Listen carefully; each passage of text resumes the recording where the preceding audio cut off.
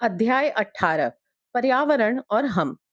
पर्यावरण हमें हवा, पानी, भोजन और आश्रय देता है, जिससे सभी जीवित प्राणियों का जीवन चलता है। इस संतुलन को बनाए रखने के लिए पर्यावरण की रक्षा करना और उसका ध्यान रखना हमारी जिम्मेदारी है। आज हम यह सीखने जा रहे हैं कि पर्यावरण और हम मनुष्य एक दूसरे से कैसे जुड़े हुए हैं। हमारे चारों ओर की हर चीज, पौधे, जानवर, जमीन, पानी और हवा पर्यावरण का हिस्सा है। आइए समझते हैं कि मनुष्य के कार्यों का पर्यावरण पर क्या असर पड़ता है और हम उसकी रक्षा के लिए क्या कर सकते हैं। वनों की कटाई और उसके प्रभाव। जब खेती, सड़क बनाने या घर बनाने के लिए जंगलों को काटा जाता है, तो पेड़ों की संख्या कम हो जाती है। इसे वनों की कटाई कहते हैं। पेड़ जानवरों और पक्षियों जैसे बाघ, हिरण, बंदर और हाथी को आश्रय और भोजन देते हैं। जब जंगल खत्म होते हैं, तो इन जानवरों के रहने और खाने की जगह छिन जाती है। कुछ जानवर मर जाते हैं या उस जगह को छोड़ देते हैं।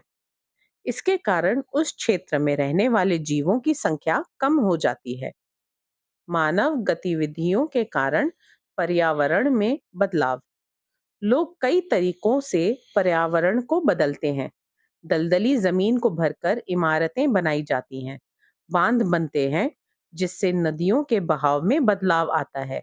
कारखाने गंदा पानी नदियों और जमीन में छोड़ते हैं, जिससे वह प्रदूषित हो जाती हैं। जब हम बहुत अधिक रासायनिक उर्वरक या कीटनाशक का उपयोग करते हैं, तो यह मिट्टी और पानी को खराब करता है, जिससे पौधों और जानवरों को नुकसान होता है। वायु प्रदूषण और उसके कारण। जब हम पेट्रोल, डीजल, कोयला या लकड़ी जलाते हैं, तो हानिकारक धुआं हवा में मिलता है। फैक्ट्री की चिमनियों से भी जहरीली गैसें निकलती हैं। पेड़ हवा को साफ करने में मदद करते हैं, क्योंकि वे कार्बन डाइऑक्साइड को सोखते हैं। लेकिन जब पेड़ों की कटाई होती है, तो हवा में कार्बन डाइऑक्साइड की मात्रा बढ़ जाती है। इससे ग्लोबल वार्मिंग होती है, यानी पृथ्वी का तापमान बढ़ता है।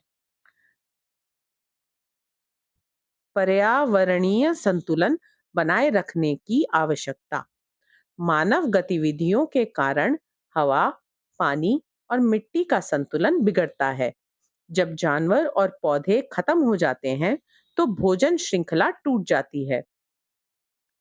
यदि ऐसा चलता रहा, तो वैज्ञानिक चेतावनी देते हैं कि पृथ्वी पर सभी जीवन संकट में पड़ सकता है। इसीलिए हमें पर्यावरण की रक्षा करनी चाहिए और संतुलन बनाए रखना चाहिए। हमारी जरूरतें और पर्यावरण।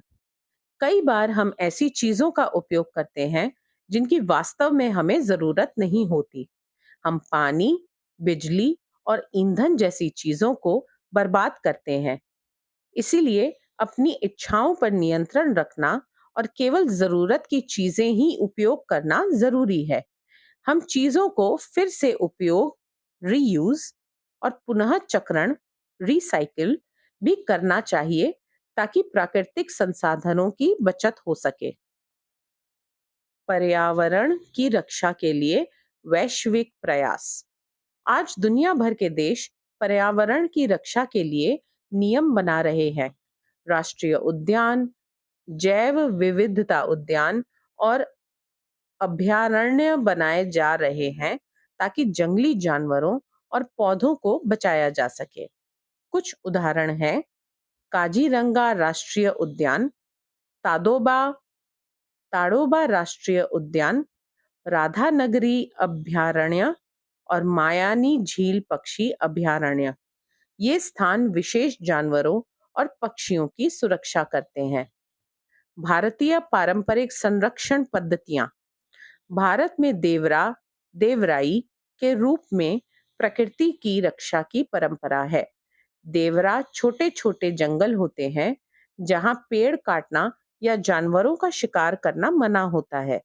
इससे उस क्षेत्र में पौधे और जानवर सुरक्षित रूप से बढ़ते हैं, बिना किसी आधुनिक नियम के। हमने क्या सीखा? जंगल जीवन के लिए जरूरी है। जंगल काटने से जानवरों, पौधों और मनुष्यों को नुकसान होता है। प्रदूषण और संसाधनों का अत्यधिक उपयोग प्रकृति का संतुलन बिगाड़ता है।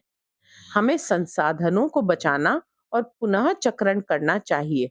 राष्ट्रीय उद्यान, अभयारण्य और देवरा प्रकृति की रक्षा में मदद करते हैं।